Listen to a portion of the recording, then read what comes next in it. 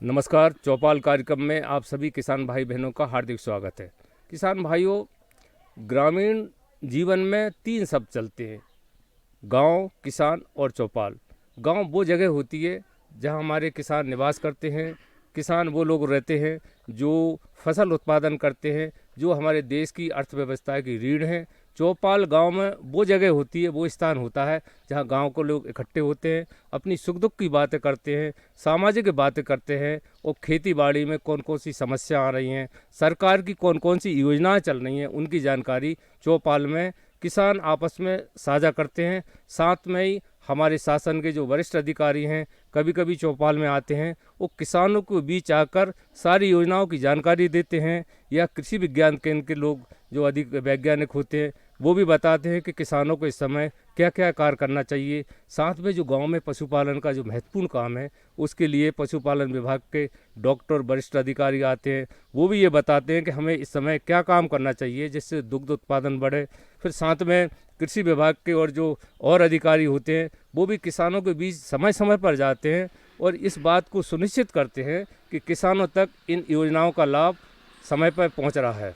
तो किसान भाइयों, हमारे बीच में सफल किसान हैं। इस समय हम हैं मध्य प्रदेश के जिला सागर के विकासखंड जैसी नगर के गांव कनेरा गोंड में, और हमारे साथ हैं मध्य प्रदेश शासन के जिला स्तर के वरिष्ठ अधिकारी और सफल किसान। तो सबसे पहले मैं आपका परिचय करा देता हूं। मेरे पास हैं राजेश त्रिपाठी जी।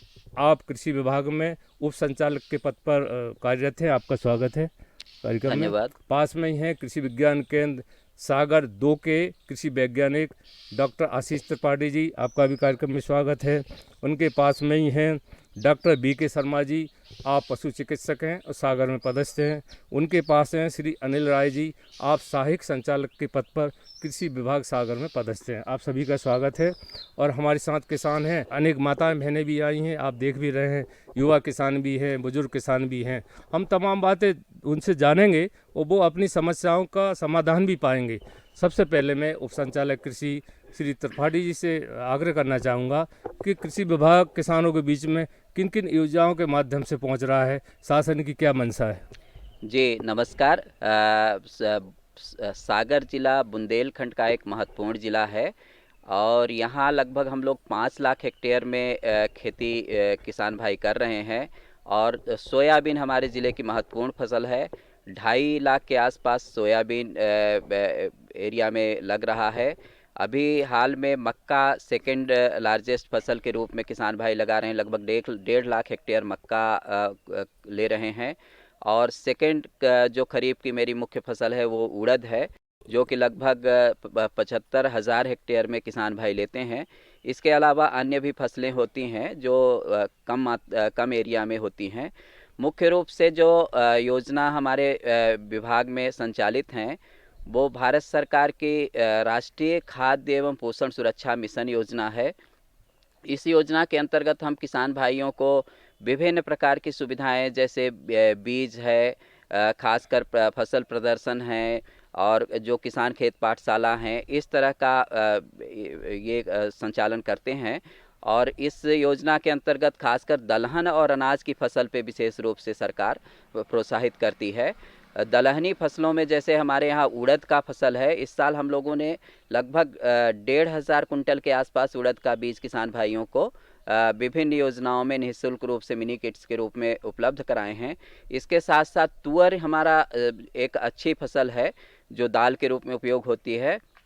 इसका भी लगभग हम लोगों ने 150 कुंटल के आसपास बीज अभी ऐसी किस्म जो पूसा 16 किस्म है जो कि 125-30 दिन के अंदर किसान भाइयों के यहाँ पक जाती है, उसका विशेष अभियान चला करके हम लोग किसान भाइयों के बीच में उपलब्ध करा रहे हैं, कराए हैं। जो किसान भाई जगह जगह अपने खेत में उसको भी लगाए हुए हैं। और इस फसल से ऐसा रहेगा जिसमें कि लोग रबी की भी आसानी से खेती कर सकेंगे। तो ये एक बहुत अच्छी महत्वपूर्ण प्रोत्साहित करने की योजना है। और वहाँ पे हम इस क्लस्टर में टोटल केमिकल फार्मिंग नहीं करते हैं, टोटल नेचुरल फार्मिंग करने का किसान भाई को विधि बताते हैं। और इसी विधि से जीवामृत, घन जीवामृत, इन बहुत विधाओं को बना करके किसान भाइयों को बताया जाता है और साथ साथ में उनको प्रेरित किया जाता है कि आप रासायनिक खेती छोड़ें और ये प्राकृतिक खेती, जैविक खेती को अपनाएं। इससे हमारा स्वास्थ्य सुधार होगा, धरती माता का हमारे स्वास्थ्य अच्छा रहेगा, पोषक तत्व बरकरार रहेगा और साथ साथ में हमारा वातावरण, पर्यावरण भी प्रदूषित नहीं होगा, अच्छा रहेगा।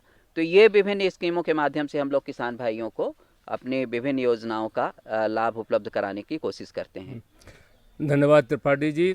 चाहे बात दलहन की हो या खाद्यान्न फसलों की हो या फिर अन्य फसलों की हो, तो इसके लिए कृषि विभाग के अधिकारी समय समय पर प्रत्येक ग्राम पंचायत और गांव में जाते हैं। जैसा आप देख रहे हैं, कनेरा खुर्द में स्वयं उप संचालक कृषि किसानों के बीच में है और अपनी जो बात है, शासन की क्या योजनाएं चल रही हैं, कैसे किसान उससे फ़ायदा उठा सकते हैं, ऐसी जानकारी दी।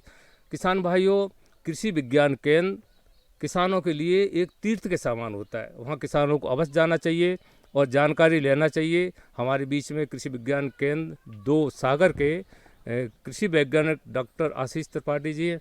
मैं उनसे ये जानना चाहूँगा कि वो किसानों को सामयिक जानकारी दें। हमारे ज़िले में सोयाबीन मुख्य फसल है और वर्तमान में सोयाबीन में जो पीला मोजेक नामक बीमारी का कहीं कहीं प्रकोप शुरू हो रहा है। चूँकि ये बीमारी सफ़ेद मक्खी नामक कीट से फैलती है, अतः किसान भाइयों को सफ़ेद मक्खी, तना मक्खी, गर्डल बीटल, ये जो प्रारंभिक अवस्था में लगने वाले कीट हैं, इनके नियंत्रण के लिए मिश्रित कीटनाशी जैसे बीटा साइफ्लोथ्रिन प्लस इमिडाक्लोप्रिड या लैम्डा साहेलोथ्रिन प्लस थाइमेथॉक्सैम, ये पूर्व मिश्रित कीटनाशी बाज़ार में उपलब्ध हैं। इनमें से किसी भी एक कीटनाशी की 80 से 100 ml मात्रा को 200 लीटर पानी में घोल के प्रति एकड़ के मान से इसका छिड़काव करना चाहिए। जब किसान भाई कीटनाशी का छिड़काव करें तब हवा की दिशा के विपरीत छिड़काव ना करें। साथ ही अपने मुंह पर, आंखों में चश्मा लगाएं, मुंह पर मास्क लगाएं और फुल कपड़े पहन के छिड़काव करें। जब भी हम कीटनाशी का छिड़काव करें तो उसमें अन्य कोई इस प्रकार की रसायन ना मिलाएं जिनको मिलाने से हमारी फसल को नुकसान हो सकता है। दूसरी बात, हमारे ज़िले में उड़द काफ़ी मात्रा में हो रही है, तो उड़द में भी पीला मोजेक नामक बीमारी आती है निश्चित तौर पे। तो जहाँ जहाँ भी उड़द की खेती किसान भाई कर रहे हैं, वहाँ पे पीला मोजेक नियंत्रण करने के लिए सफ़ेद मक्खी नामक कीट के लिए एसिटामिप्रिड या इमिडाक्लोप्रिड या थाइमेथॉक्सैम, किसी भी एक सर्वांगी कीटनाशी की 80 से 100 ग्राम मात्रा को 150 से 200 लीटर पानी में घोल के प्रति एकड़ के मान से छिड़काव करें। तीसरी हमारी जो मुख्य फसल है ज़िले में, वो है मक्का। मक्के में पहली बात तो ये कि हमें सावधानी ये रखनी है कि हम बहुत अधिक मात्रा में यूरिया का उपयोग ना करें। अगर हमने नत्रजन युक्त जो उर्वरक यूरिया है उसका ज़्यादा मात्रा में उपयोग किया तो उसमें बीमारियों का और कीड़ों का प्रकोप ज़्यादा होता है। बीमारियों में एक स्टैक रॉट जो बीमारी है, जो बैक्टीरिया के द्वारा होती है, वो ज़्यादा यूरिया डालने से आती है। दूसरा, कहीं कहीं पे हेलमिंथोस्पोरियम लीफ स्पॉट नामक जो बीमारी के सिम्टम अगर दिखते हैं तो वो भी अगर हम यूरिया ज़्यादा डालते हैं तो बीमारी बढ़ती है। तो यूरिया का संतुलित मात्रा में उपयोग करें।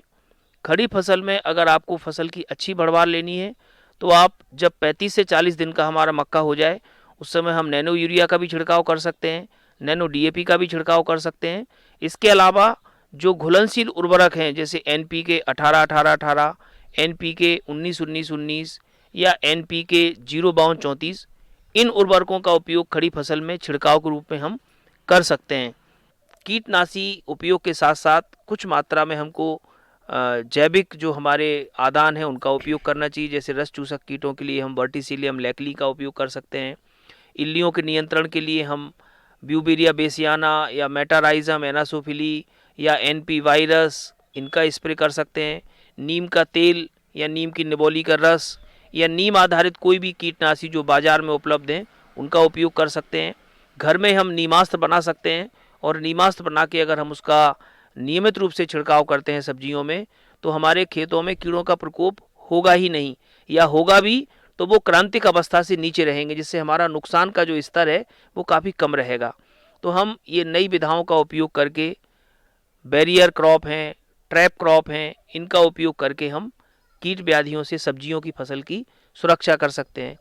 कुछ मात्रा में हमारे यहाँ धान की खेती भी कुछ इलाकों में है, तो चूँकि धान में अभी रोपा लग रहा है या रोपा लग चुका है, तो अभी समस्या उसमें बहुत नहीं होगी, लेकिन आप उसमें उर्वरक प्रबंधन करें, यूरिया या जो घुलनशील उर्वरक हैं उनका उपयोग करें। और इसके बाद जैसे हमारी धान लगभग रोपाई के बाद 25 से 30 दिन की हो, तो उसमें रस चूसक कीट और इल्लियाँ दोनों के प्रकोप से बचने के लिए जो पूर्व मिश्रित कीटनाशी हैं उनका आप एक बार स्प्रे कर देंगे तो आपकी फसल अच्छी रहेगी। यदि आपने हाइब्रिड धान लगाई है तो उसमें फॉल्स स्पॉट नामक बीमारी की संभावना बन सकती है।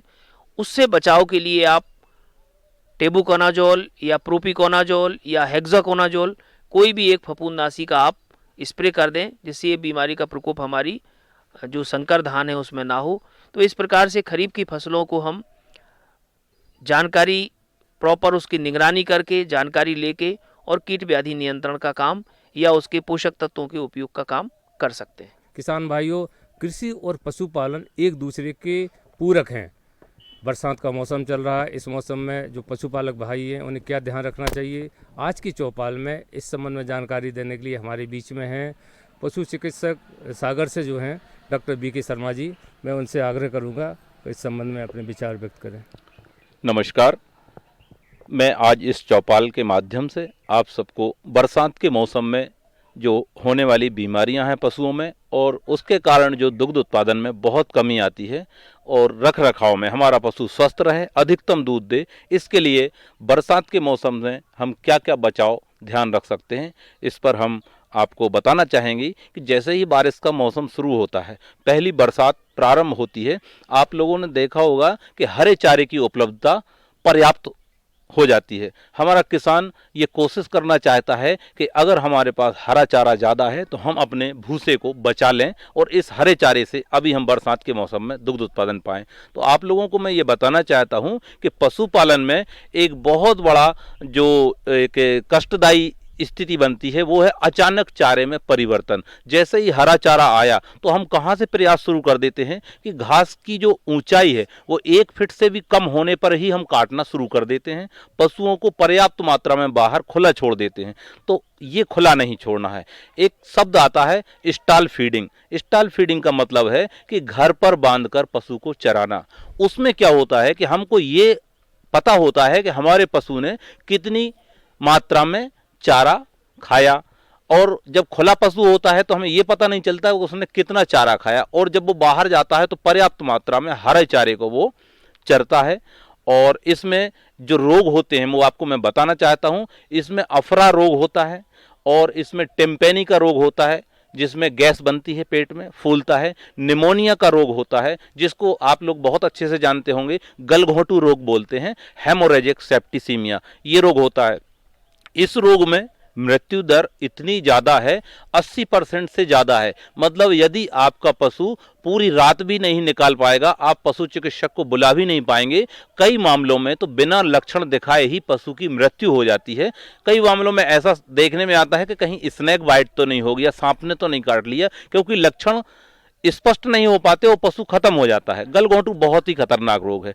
इसी बारिश के मौसम में दूसरा एक रोग होता है जिसको हम बोलते हैं खुरपका मुंह पका, बैखरा रोग भी बुंदेलखंड में बोला जाता है। तो इस रोग में भी जब पशु बाहर चरने जाता है तो पानी में वो उसके खुर ज़्यादा रहते हैं। तो हमको स्टॉल फीडिंग के बहुत फ़ायदे मैं आपको बताऊंगा। इसी दौरान कुत्तों की जो ब्रीडिंग पर्पस चल रहा होता है, ब्रीडिंग पीरियड चल रहा होता है, तो यहाँ पागल कुत्ते अगर काट लें तो हम पशु को बहुत अच्छे से देख नहीं पाते। जब लक्षण स्पष्ट दिखने लगते हैं, मुंह से झाग आने लगता है, लार आने लगता है, क्योंकि पशु के शरीर पर बाल अधिक होने के कारण अगर 1-2 दांत कुत्ते के लग भी गए हैं और शाम को पशु घर पे आया है तो हम अच्छे से परीक्षण नहीं कर पाते। ये चीज़ स्टॉल फीडिंग में, घर पर बांधकर चराने में हम पागल कुत्ते के काटने के कारण भी पशु की जो मृत्यु दर बढ़ रही है वो बहुत ही हानिकारक है। दूसरी एक बात बता दूं कि कई बार जब हम पता नहीं लग पाता कि पागल कुत्ते ने काटा है और हम उसका दूध का दोहन करते रहते हैं, विक्रय करते रहते हैं, उपभोग करते रहते हैं, जो कि बहुत ही अधिक हानिकारक है। जब लक्षण आने पर हमको पता चलता है कि किन किन लोगों ने इसका दूध पिया था, फिर हम सब चेतते हैं और फिर हमको सबका इलाज उपचार कराना पड़ता है। इसी बीच हम ये जो लक्षण हैं ये गलघोंटू रोग के लक्षण से मिलते जुलते हैं। यहाँ भी झाग आ रहा है, लार आ रही है, वहाँ भी झाग आ रहा है, सांस लेने में तकलीफ हो रही है। तो लक्षणों के कारण हम स्पष्ट नहीं समझ पाते कि गलघोंटू का रोग के लक्षण हैं कि पागल कुत्ते के काटने एक लक्षण है, जब तक हम उपचार भी करते रहते हैं। कई मामलों में पशुपालक बिना कुछ सुरक्षित उपाय के, हाथ में ग्लव्स नहीं पहने हैं, मुंह में उसकी दवा डालता रहता है, तो उसकी सैलाइवा अगर रेबीज से उसकी लार्वा में उसके विषाणु ज़्यादा होते हैं तो हमारा पशुपालक ये समझ ही नहीं पाता। जब वो मर जाता है और डॉक्टर बताता है कि ये तो पागल होने के कारण ख़त्म हुआ था, फिर परिवार के सभी सदस्यों को वैक्सीन लगवाना पड़ती है। कई मामलों में हम लेट हो चुके होते हैं, बहुत नुकसान उठा चुके होते हैं। ऐसे ही एक रोग होता है एक टंगिया रोग, जिसमें उसको बुखार आता है, एक पैर से लंगड़ाना शुरू कर देता है। तो वो रोग भी इसमें बारिश के मौसम में होता है। बारिश के मौसम में एक रोग और अधिकतायक पाया जाता है जिसको हम बोलते हैं थनैला रोग।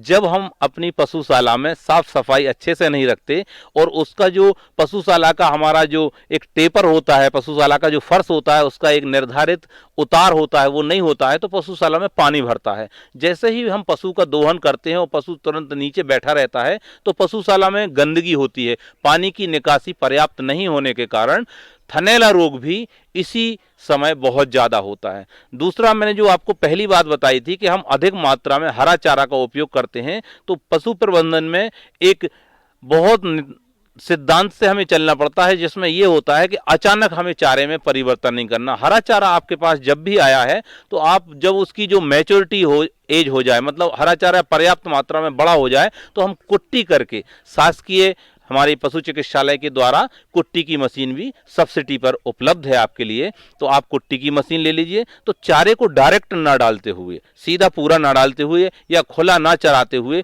कुट्टी करके आप 40% हरे चारे को और 60% भूसे को आप मिक्स करके देंगे तो ये मौसम का जो दुष्प्रभाव है पशुओं पर नहीं आएगा और दुग्ध उत्पादन आपका उचित बना रहेगा।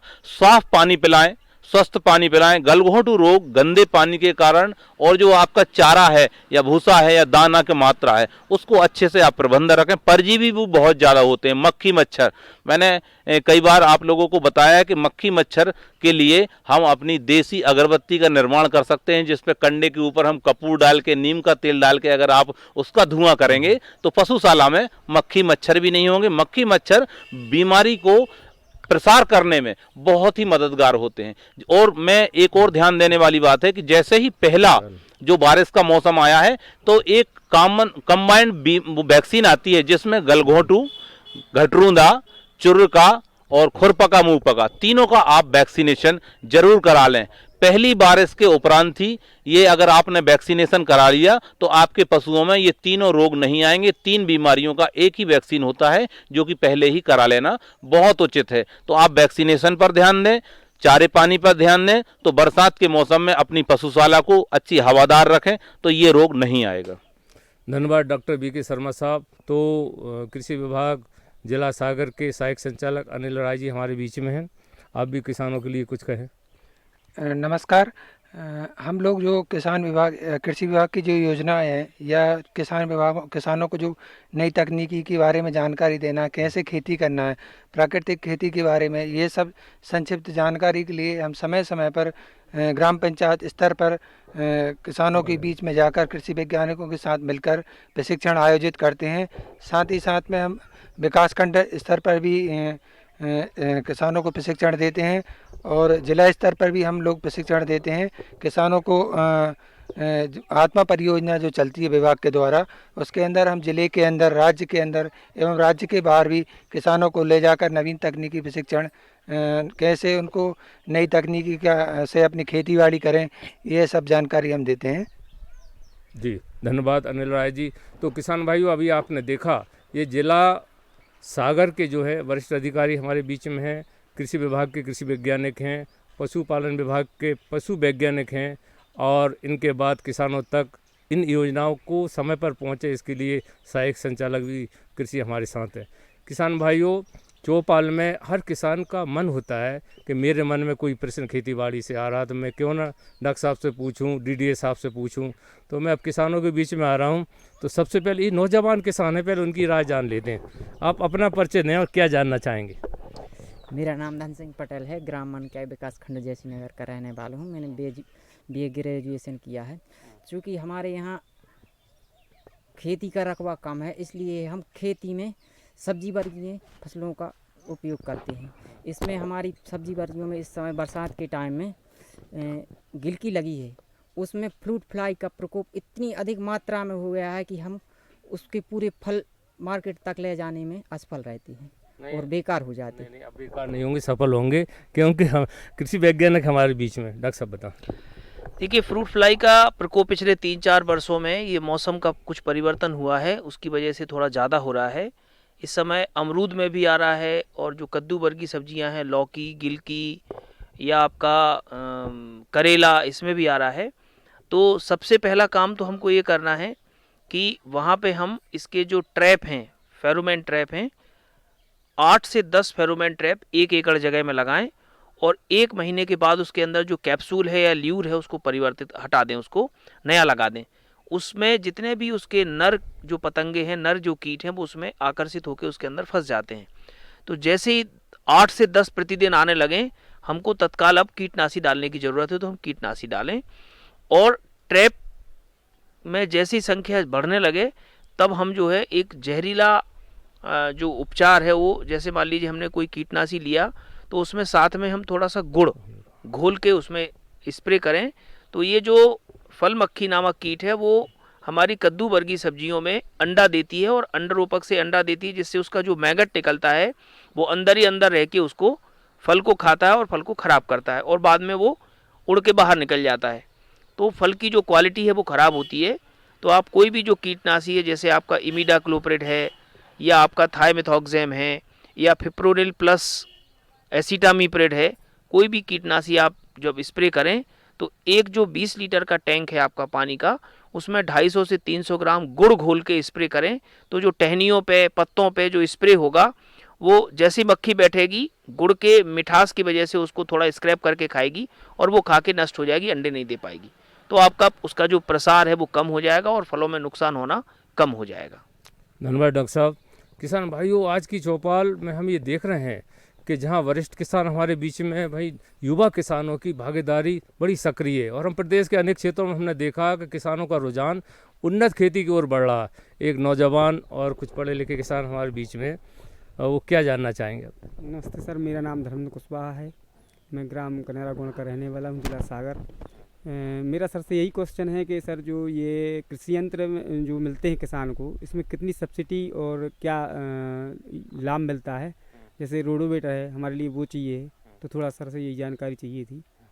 बहुत अच्छा सवाल हमारे किसान भाई पूछ रहे हैं। सरकार किसानों को खेती में यंत्रीकरण प्रोत्साहन के लिए सब मिशन ऑन एग्रीकल्चर मैकेनाइजेशन एक स्कीम चलाया हुआ है। इस योजना के तहत विभिन्न प्रकार के यंत्र जितने भी खेती में उपयोग होते हैं, उन सभी यंत्रों पे सरकार अनुदान मुहैया कराती है। तो किसान भाइयों को थोड़ा अवेयर रहना चाहिए, ध्यान रखना चाहिए। इसका आवेदन जो होता है वो ऑनलाइन आवेदन होता है। ई कृषि यंत्र अनुदान एक पोर्टल है। इस पोर्टल पे किसान भाई जो भी आपके क्षेत्र में कॉमन सर्विस सेंटर होते हैं, CSC सेंटर होते हैं, जिनको किसान कियोस्क होते हैं, जिनको किसान भाइयों को पता होता है, यहाँ पे आप जाएं और अपने से संबंधित जो भी आपके खेती किसानी के कागजात हैं, जैसे आप अपना आधार कार्ड ले जाएंगे, जो ज़मीन है आपके पास, आप लघु सीमांत किसान हैं या बड़े किसान हैं, उस तरह का ज़मीन का अपना B1 का नकल ले जाएंगे। साथ साथ में अपना पासबुक का फ़ोटोकॉपी भी रखिएगा, और अपने फ़ोटोग्राफ्स रखिएगा, पासपोर्ट साइज़ के फ़ोटोग्राफ्स। इस तरह के ये जो अपने कुछ ज़रूरी कागजात साथ में रखिएगा, और कॉमन सर्विस सेंटर पे जा कर के और आप ऑनलाइन आवेदन कर देंगे।